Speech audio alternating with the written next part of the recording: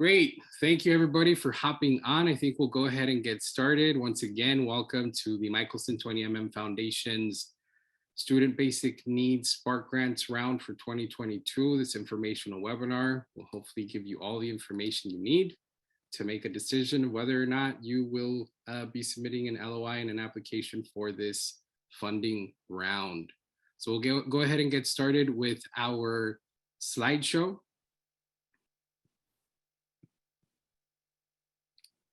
Thank you to our ops team and our Marcoms team in the background, behind the scenes, making stuff happen. So next slide, please. Today, what we'll do is give you an overview of the Michelson 20mm Foundation. We'll discuss our Spark Grant program, the ethos of the Spark Grant program, how it was created, a little bit about the review process for applications submitted for funding to 20mm.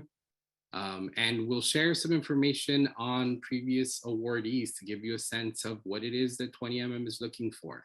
And just to give you examples of successful partnerships that we've established in the past.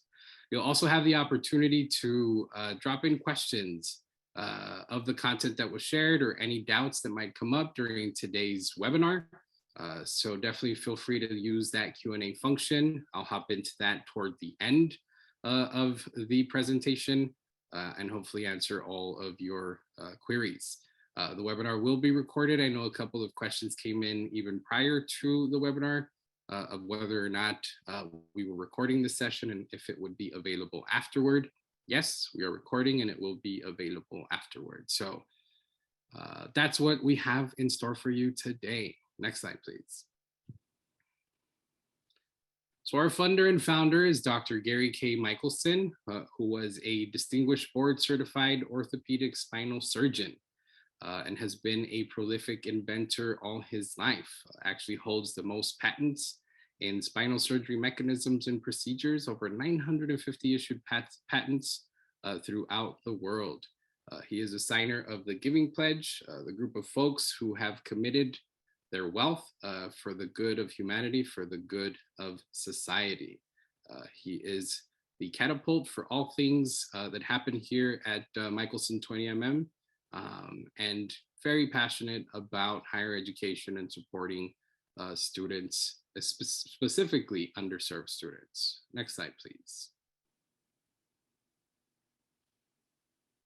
For our mission, for our North Star, what we're hoping to achieve here at 20mm, we're hoping to accelerate progress towards a more just world. How do we do that? We invest in tech entrepreneurs, change makers, invest in policy. We try to catalyze and scale innovations in the knowledge economy. And we seek to activate humanity's full potential through equitable educational and economic opportunities. Of late, we've been chatting a lot about building resilience and self-sufficiency within individuals, within families, within communities, within higher education systems. Definitely try to be that intermediary to affect positive social change. Next slide, please. How do we do that? We have a couple of buckets of work. One of our buckets of work is the Michelson Institute for Intellectual Property. At MIIP, we design, we test, we share a comprehensive collection of educational offerings for the next generation of inventors, innovators, and entrepreneurs, definitely following in the footsteps of our founder and funder, Dr. Gary K. Michelson. We try to share insights from leading intellectual property specialists. Our team develops world-class foundational resources and patents, copyrights, trademarks, and more. Everything absolutely free, absolutely no cost to anybody. Some great success with the Michelson Institute for Intellectual Property. Over 350 plus colleges and universities have used our materials. Over 20,000 folks have signed up for our Udemy course. And we are present in over 25,000, or actually have impacted or reached over 25,000 students across campuses. A list of our materials listed at the bottom of this slide. Next slide, please.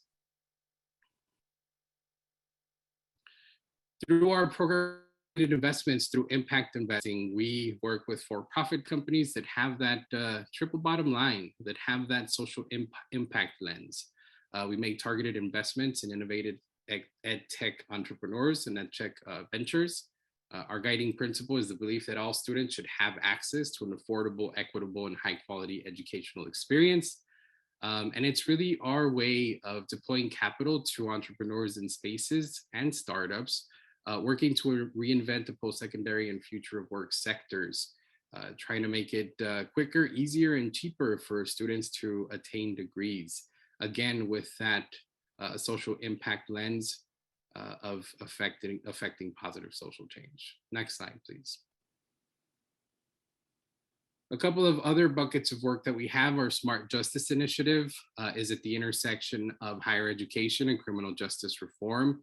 We look at the quality of education being provided to systems impacted individuals, both behind bars and those coming back into community. Absolutely important to make sure that we create those pathways for systems impacted folks. Through our Open Educational Resources Initiative, we stand in defiance of the textbook monopolies that have made it extremely difficult for students to afford course materials. So we support the use of open educational resources, zero textbook cost degree programs. Through our Digital Equity Initiative, we tackle the digital divide in all of its forms, and standing in defiance of the big ISP monopolies that have made it difficult for folks to afford and access fast, reliable, high-speed internet. Well, we see it as something that should be a public utility and should be available to everybody. It should be a human right. We tackle digital inequity through that vertical. Next slide, please. Through our Student Basic Needs Initiative, we try to tackle the real cost of college, especially the non-tuition costs that place students in positions of housing insecurity and homelessness, food insecurity, overall financial instability. We hope to make the partnerships, connections, fund innovative ways that folks are looking to address student basic needs and security throughout California. Next slide, please. And so our Spark Grants program, it's meant to be a catalytic force, a quick infusion of dollars to organizations, to partnerships, to coalitions, to institutions, to NGOs that are at a certain inflection point. And really our vision is to fund those highly impactful initiatives, right? That would not be possible if they needed to wait for a sort of regular traditional grant decision timeline. For us, we see it as that sort of just-in-time grant-making process. If there is an urgent need out there, we see Spark Grants as filling the void for said urgent need. Definitely looking for organizations aligned with our focus areas. We'll go over our student basic needs round focus areas in a tiny bit. And in order to really have that spark, to have that catalytic impact, we try to have decision-making occur as quickly as possible. Our decisions are made within 6 weeks of our call for proposals closing. So we try to get you information about your status in terms of your application for a Spark Grant as quickly as we can. This Student Basic Needs Spark Grant round will open August 23rd and will close September 7th. Just heads up, mark that on your calendars. Next slide, please. So Spark Grants are available to US-based nonprofits. For this round, we will be working with organizations doing work in California, impacting students in California. Folks doing work outside will be ineligible. Again, our focus is the Golden State. Hopefully your organization and your work overlaps with that criteria. We look to fund scalable solutions that can impact students statewide, not just limited to one campus. We think some great work is going on at individual institutions. We wish we were able to fund every single one of them, but looking toward that scalable impact towards systems change. If something great is going on at one campus, how is it that we take it across all higher ed systems, across, nonprofit ecosystems to have that multiplier effect for college students in California? We won't be funding initiatives that result in direct assistance to students, food vouchers, housing vouchers, laptops, hotspots, all worthy causes, things we wish we could fund at scale. But again, looking toward that impact, or toward that scalable impact, I should say, leveraging our dollars to really impact that broader space. And we definitely welcome proposals that are part of a broader initiative or a broader scope. If you're seeking funding from other foundations and 20mm's funds would be part of that overall broader initiative, that's perfectly fine. Next slide, please. So the dimensions of our evaluation, the evaluation framework for Spark Grants, we'll go over baseline criteria. We'll share the focus areas that we developed for the Spark Grant round. We'll discuss the potential impact of the grant that you might be submitting, the measurability of its impact, long-term organizational stability, and the scalability of the project. These are all the things that we look for and analyze as part of the Spark Grant evaluation process. Next slide, please. So baseline criteria. So Spark Grants cap out at $25K.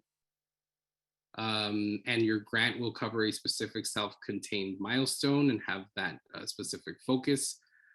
Again, as I mentioned earlier, inflection points, things that may open up a new foothold for you with a partner. You're looking to scale that coalition that you piece together. You had a great public-private partnership with X institution, and you think that that concept should be shared widely across the state. Definitely would love to hear from you if that's the case. Things that we are restricting, so we won't be doing general operating costs, rent, utilities, server costs, etc., ongoing inventory, or general working capital.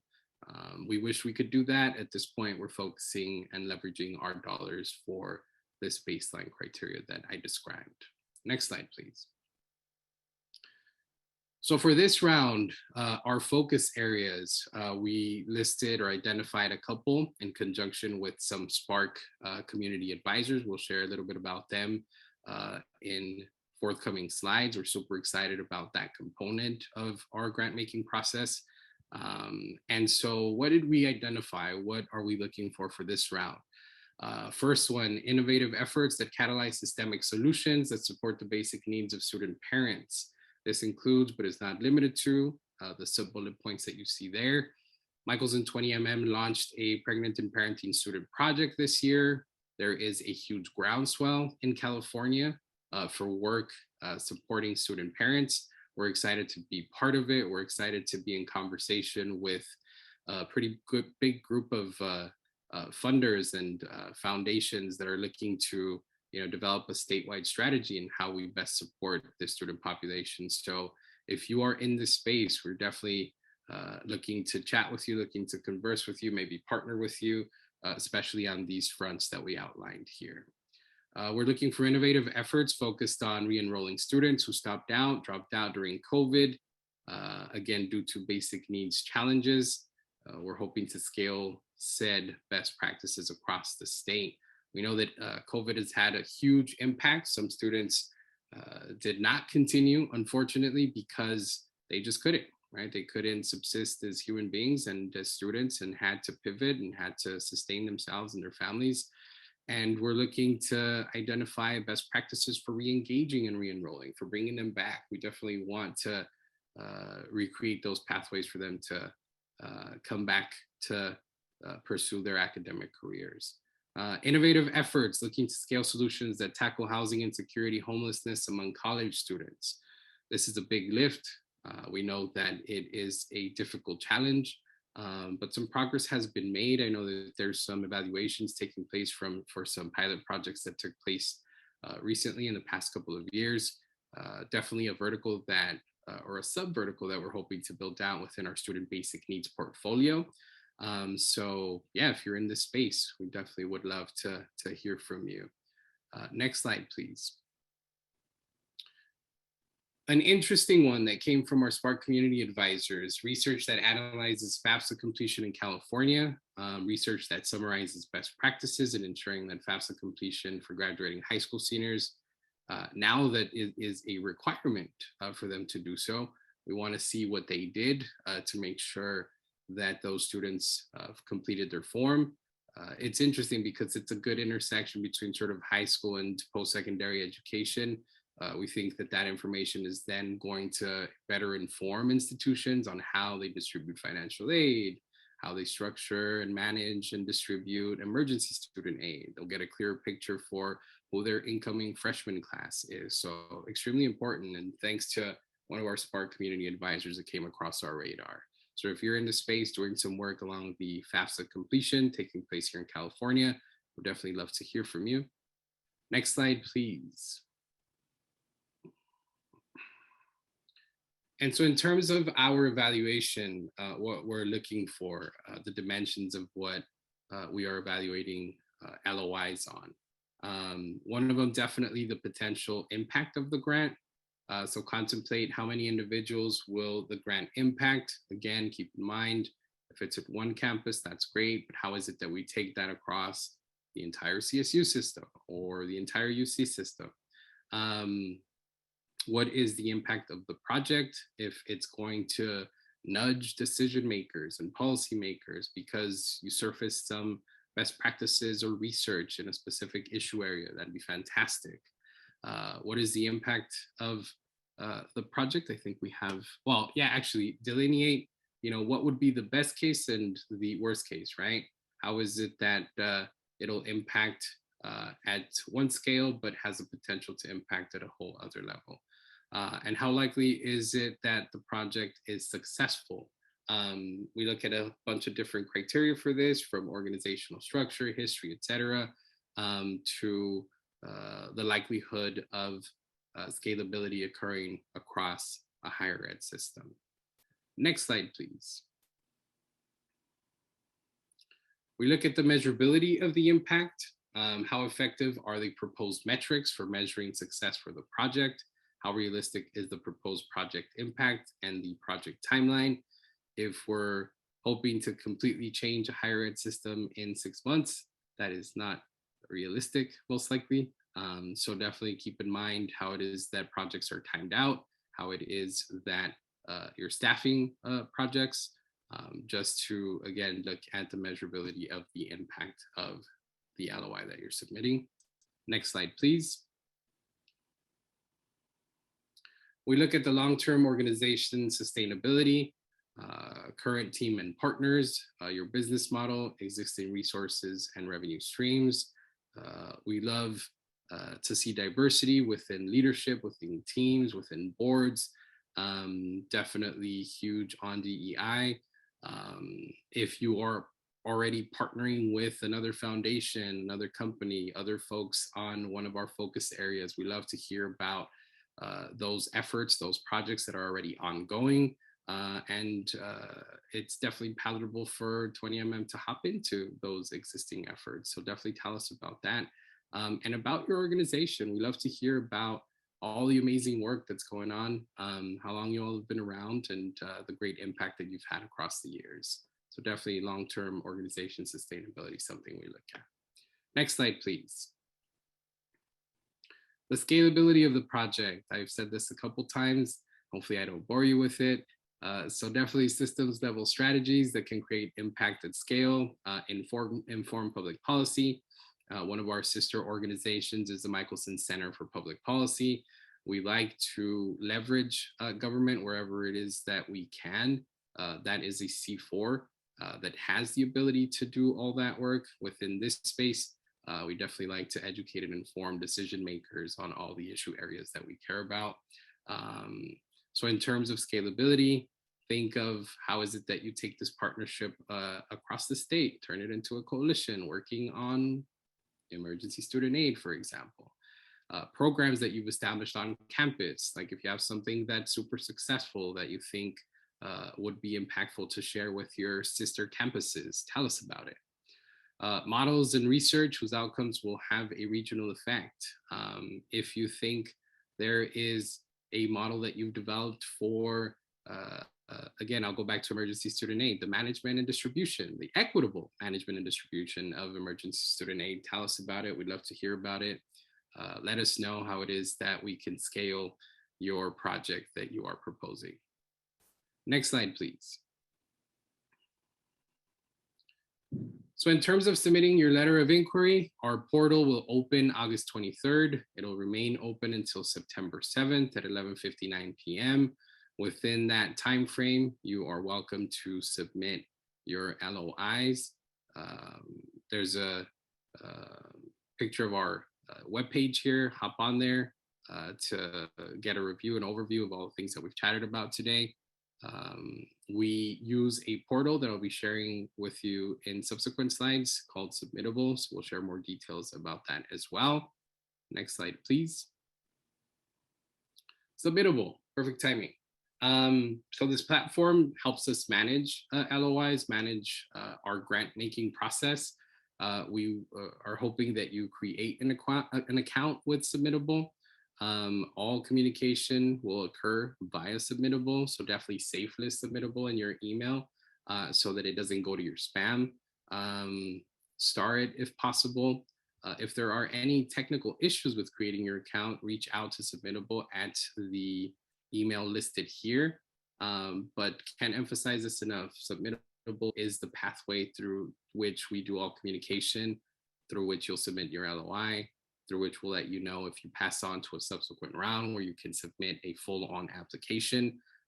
So please, Submittable, create your account, safe listed in your email client so that you receive all emails from the platform. Next slide, please. Our grant committee is made up of our leadership team here at Michelson 20mm. You'll see me, you'll see my colleague Brian, our COO Mayra Lombera, and our CEO Phil Kim. These are the folks that will review LOIs that come in, review finalists that pass on to subsequent rounds. We're all very excited to hear about all the great work going on at your organizations and institutions. Next slide, please. Our Spark community advisors, super excited about this component. So one of the things that we've tried to pivot toward here at Michelson 20mm is participatory philanthropy.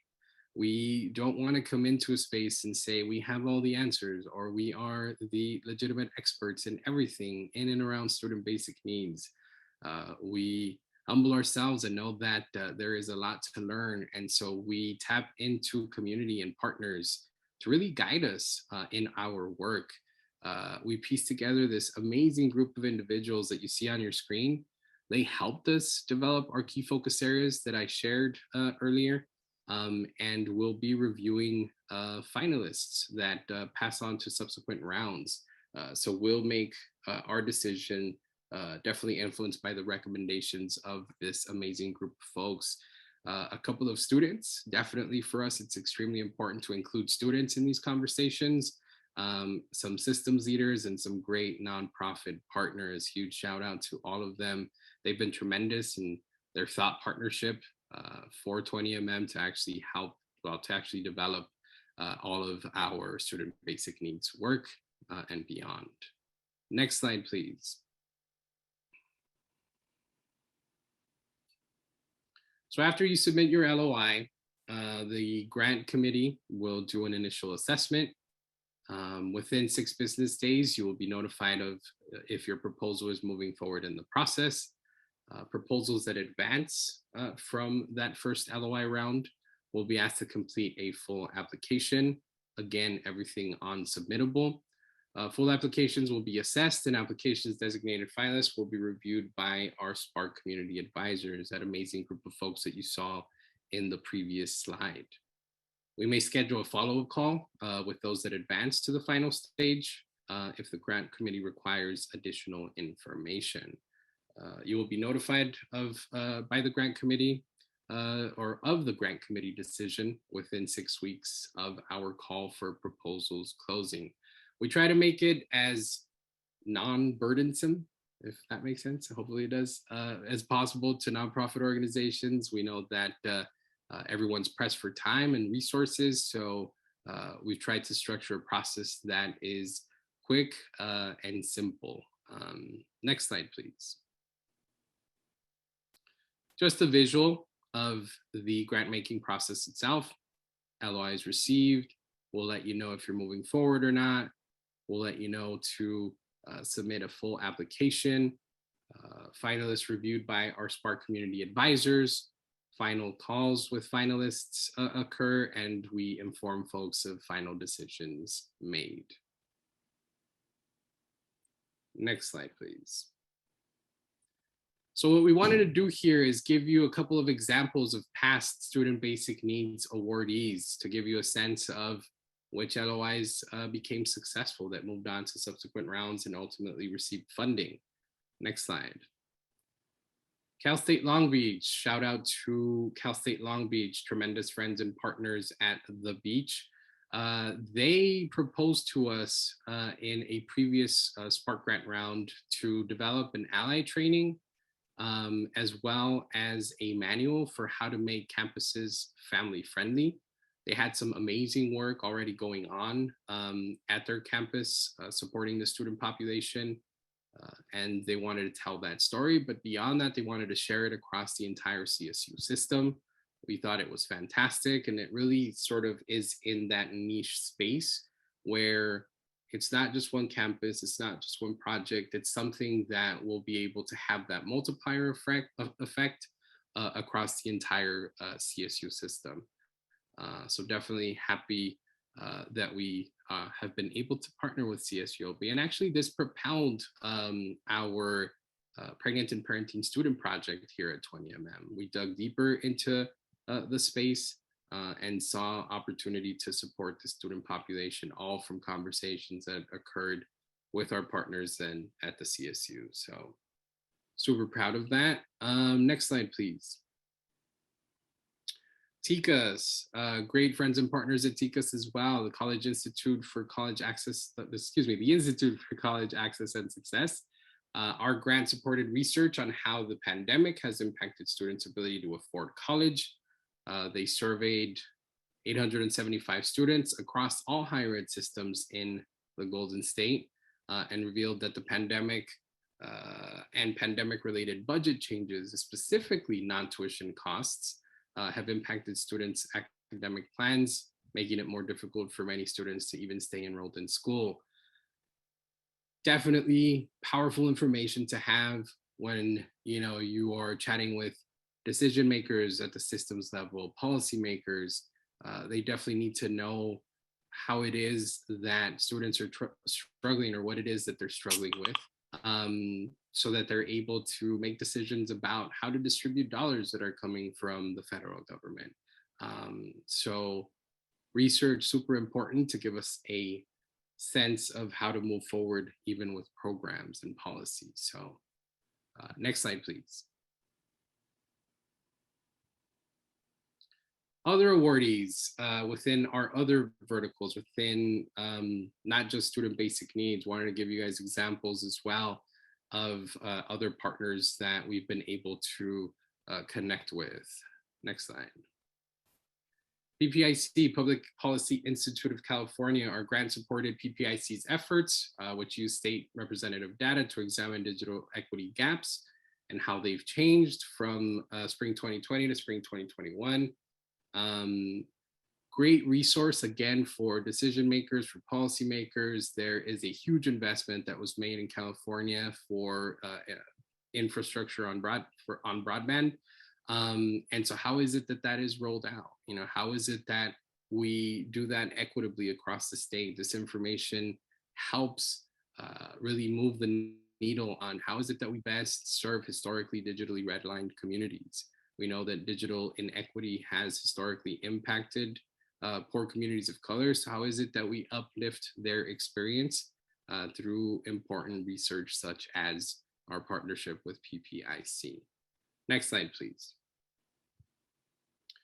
California Competes, shout out Sujin. I don't know if you're in the audience. Sujin, their executive director, great friend and partner at California Competes, our grant supporting it's supporting California Competes as they update their California Post-Secondary to Prosperity dashboard, which disaggregates data related to incarceration.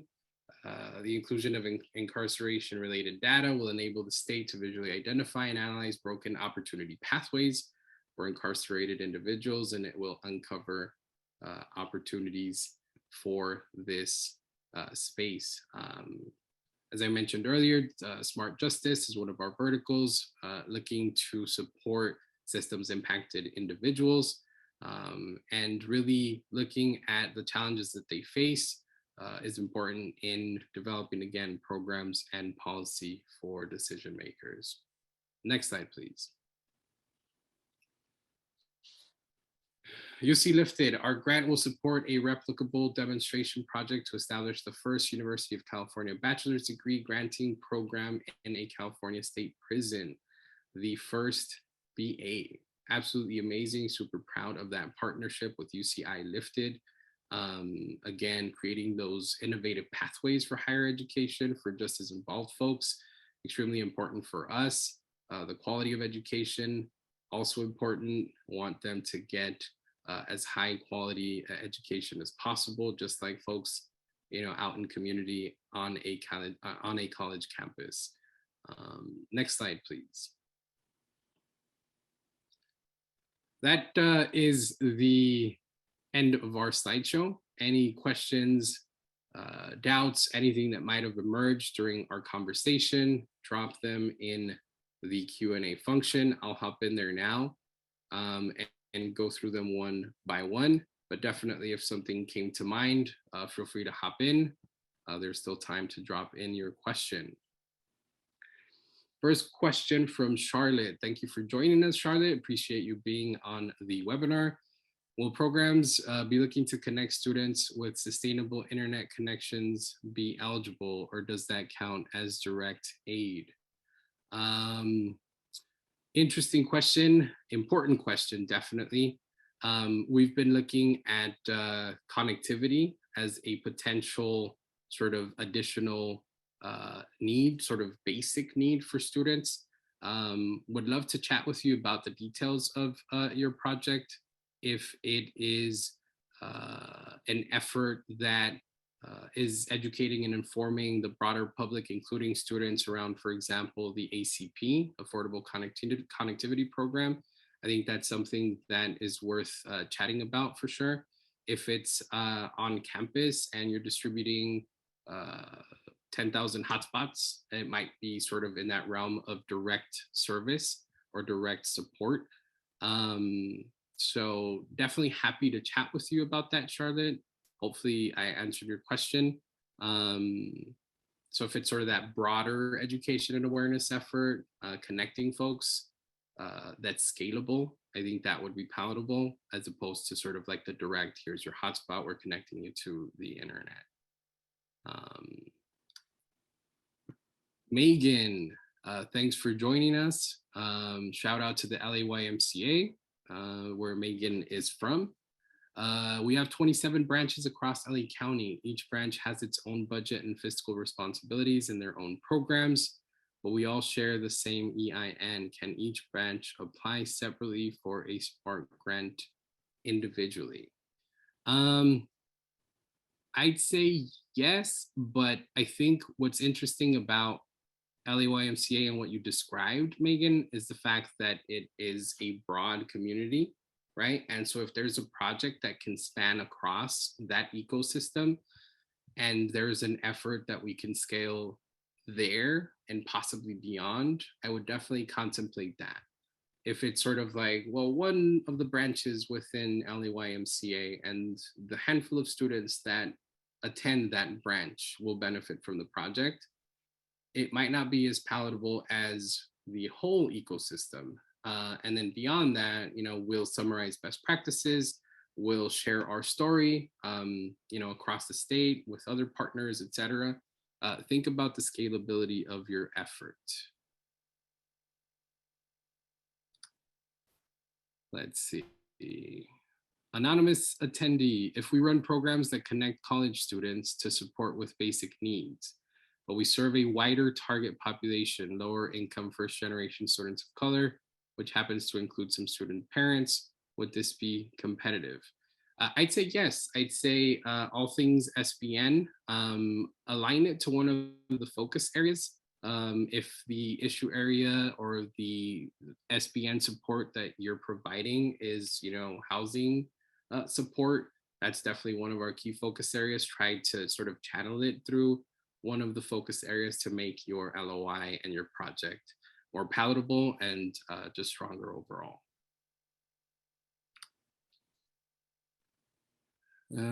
Olivia, hi Olivia, thank you for joining. You said earlier that you don't fund food vouchers. Would college food pantries that specifically target student parents be an acceptable project?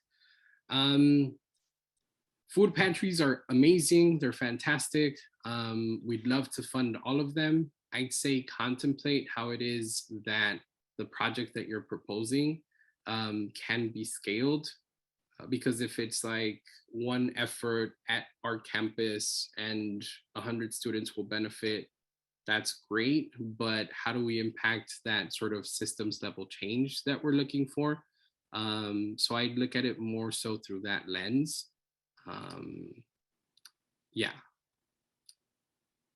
let's see here. Anonymous attendee. Who can we contact if we have additional questions after this webinar? Feel free to reach out to me.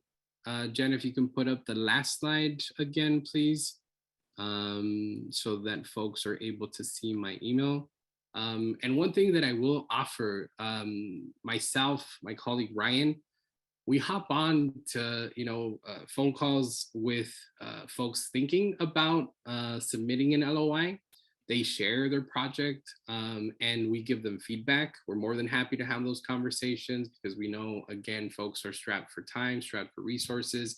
If this isn't something that is worth sort of taking the time, taking staff time to pursue, we'd rather have that conversation and say like, oh, it might not be something that's aligned. Or tweak it in this way. We recommend you include XYZ or think about XYZ to make it stronger. So happy to have those conversations. Again, feel free to reach out to us. You'll see Ryan's email there and myself. Feel free to CC us in one email. Happy to chat. Okay.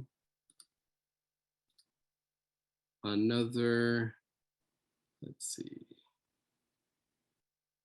Can we send you or Ryan a brief overview of our intended project? Yes, perfect timing. Yes, send it over.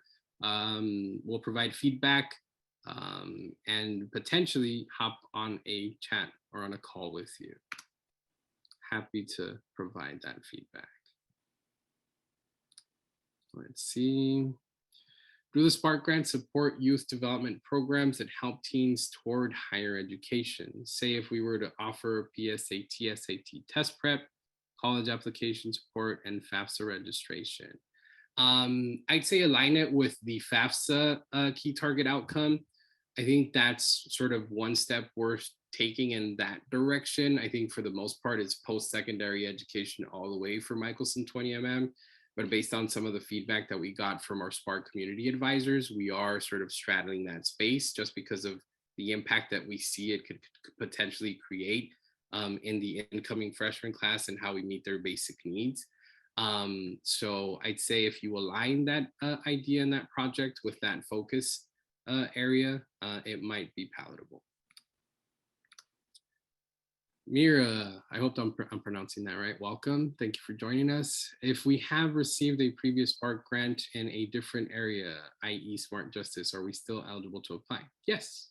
We do not have restrictions on you received something before, you can't receive more. That's not the case. Feel free to apply.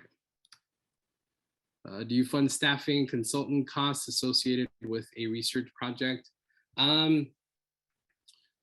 So yeah, I think staffing costs as part of a project that's surfacing best practices, for example, for Long Beach in family-friendly campus practices or allied trainings, I mean, it includes staff, it includes potentially consultants to sort of tell the story and gather all the information.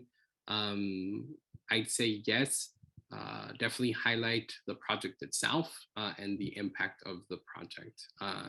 If you move to subsequent Spark Grant rounds, or excuse me, Spark Grant, like if you move on in the process, we'll ask for an itemized budget. So we'll be able to evaluate that and sort of compare it to the project description and analyze the potential impact. Evie, welcome. I put 3 questions into chat, not sure. Okay. We'll hop in there, Evie, and track them down. Let's see. Can we share the link to these slides? Jen, correct me if I'm wrong, but yes, it'll be available. We usually send a follow-up email and put it on our website. So you'll be able to check those out. Can we get a PDF of the slide deck? Yes, and I see Jen's chat pop up on my screen. Yes, slides will be available tomorrow. Thank you, Jen. Nona, welcome. Thanks for joining. Is there a template to follow for the application, or is it incorporated into the portal? Is there a template to follow for the application? Or same. Yeah, there is in Submittable a structure, a form. You don't need to create a separate sort of application or cover letter or anything. And that's why Submittable is so important. Create your account, make sure that it isn't going to your spam. And yeah, all things Spark Grant round will be going through Submittable. So hop on there, and there are pre-structured forms that are on the platform. Let's see. Will budgets be included in the LOI? I believe not. I believe it's in the subsequent round. I'm trying to remember. I think it's just 650 sort of max description of your project, a little bit about your organization. Again, we try to make a process where it is quick and easy, not burdensome for organizations and institutions. So if you pass on to subsequent rounds, then we'll ask you about your budget in detail.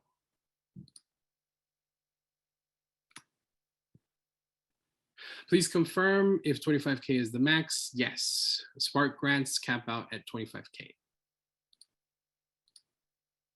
Would a nonprofit that provides support to low-income first-generation students in San Mateo and Santa Clara counties be too small to be competitive? Nonprofit provides comprehensive wraparound services, mentoring, trainings, internships, etc. during all 4 years of college. I'd say no project is too small if we're able to sort of see the through line to its scalability. If it's a pilot project, we have done some of that in the past. It's generally sort of like projects that have been underway that have reached an inflection point. But again, always with that lens of, if we impact students here, how is it that we tell the story? How is it that we take this project and scale it across the CSU, the UC, California Community College system? So keep that in mind. How is it that we're framing how the funds will be allocated and spent, and how it connects to the opportunity to impact or have that multiplier effect for students across California? When will Submittable portal be open? August 23rd. Jen, can you click on that slide, please? It is August 23rd to September 7th.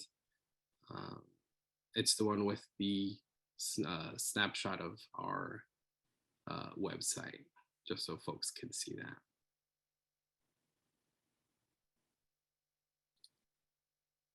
There it is. August 23rd to September 2nd, 11:59. Mark that on your calendars. Juliet, thank you for joining us. The Parenting Connection of Monterey County supports parents with children under 5. We are developing peer-to-peer support groups for new mothers to support mental health. We propose a peer-to-peer support group at our local campus that could be scaled to support other campuses. Is that something that would fit with 20 mm? Yes, scalability. If you all are doing great in supporting student parents and have some best practices that you'd like to share, if that becomes a manual, a toolkit for other campuses to then do something similar locally, that is definitely within that niche space of partnerships that we like to establish. How many awardees are you considering? Great question. Between 3 to 5. Between 3 to 5 awardees for this Spark Grant round. Okay, let me hop into the chat. I know that some folks mentioned that, or Jen, did we answer the ones in the chat? Let me see here. Just want to make sure we didn't miss any. Okay.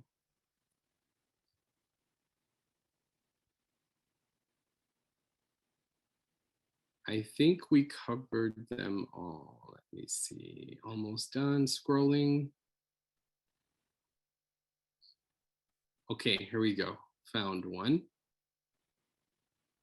Can you talk a little more about how you'd like this grant to cover a specific self-contained milestone versus general operating funds? Is it possible for this grant to cover ongoing programming? Yes, it is possible to cover ongoing programming. So I think the CSULB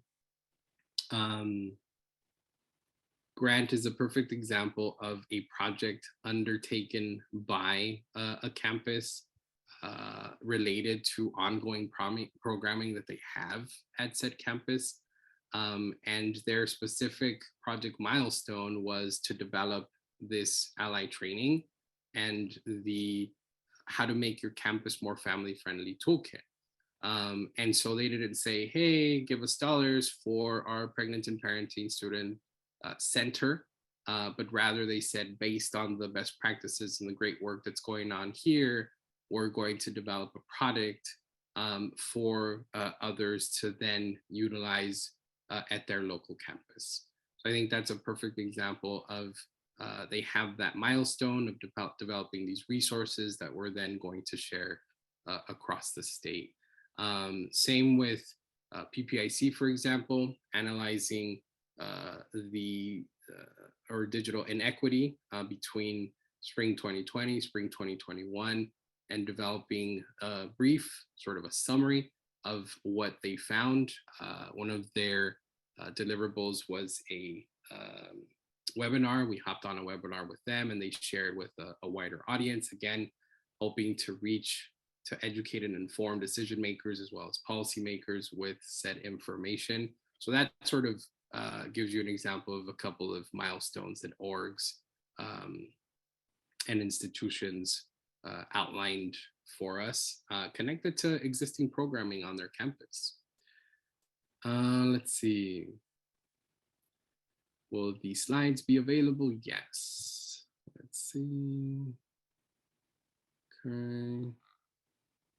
We answered that. Answered that. I think we might be good. Great. I see Jen's message. We did answer all the questions in the chat. Let me go back to Q&A. Did we get through this? When is your next funding round? Great question. So we open up a round for each of our initiatives every year. Like we started 2022, for example, with a digital equity Spark Grant round, and then moved on to an OER round.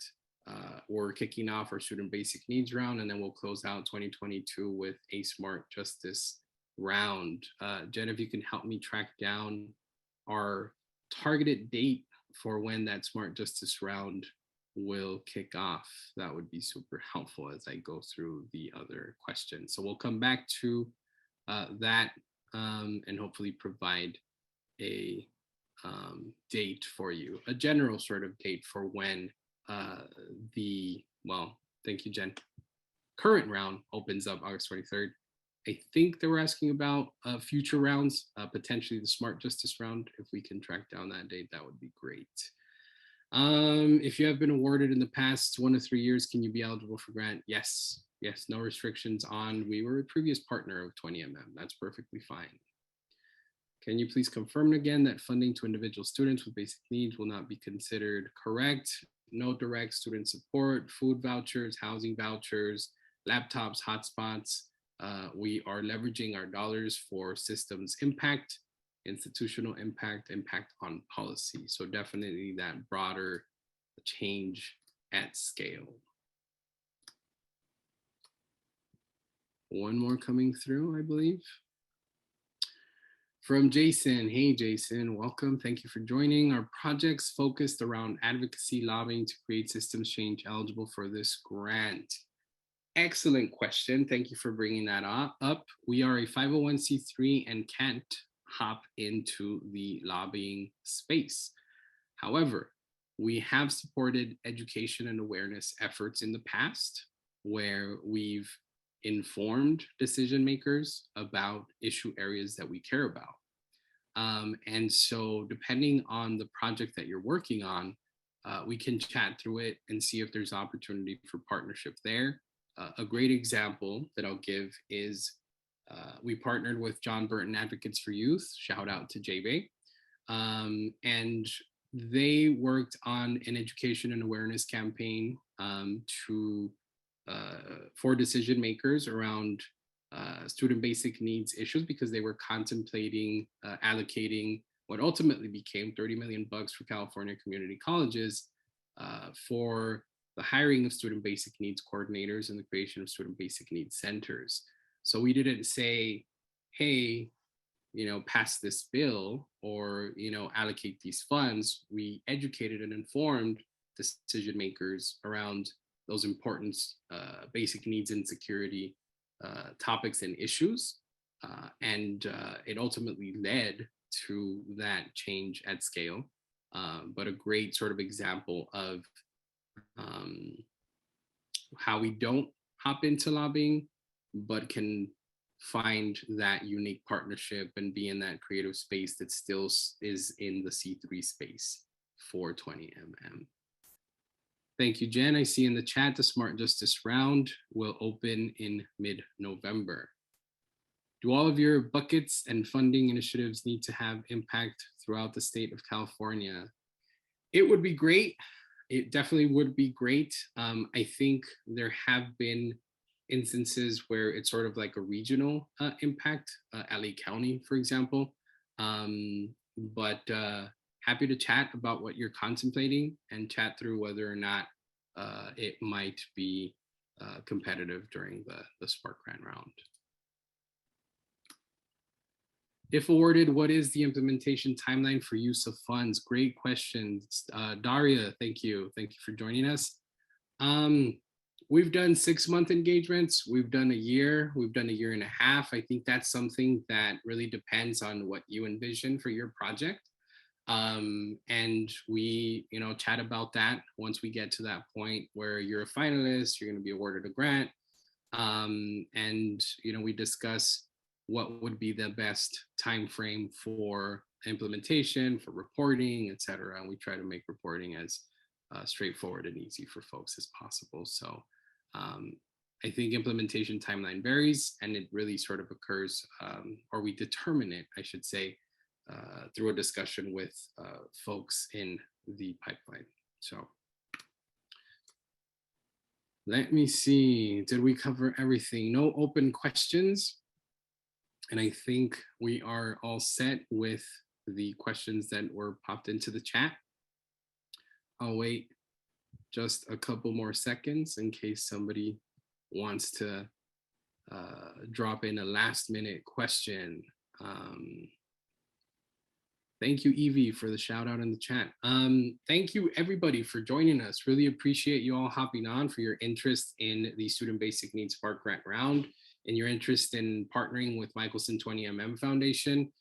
We'd love to hear from folks throughout the state that are doing amazing work. It really nurtures our own work. And so we're really grateful to be in community with everybody. Again, thank you for hopping on. I think we're good. And have a great rest of your day. Hopefully you have a great weekend as well. Take care.